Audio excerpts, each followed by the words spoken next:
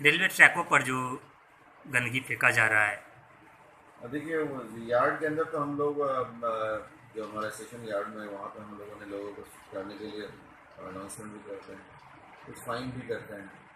तो कल कुछ पेंट्री वाले को भी फाइन किया है जो ऊपर से फेंकते हैं। तो ये कदम ले रहे हैं और ब्लॉक सेक्शंस में हमने ये क्या कहते हैं अभियान भी चलाया है कि डिफेक्शन भी ना करें लोग, गंदगी ना फैलाए। और समय समय पर अभियान चलाते रहते हैं और हम लोग इस महीने के एंड में हम लोग वो जो क्लीननेस का जो अभियान चलाएंगे उसमें इसको इंक्लूड कर रहा है।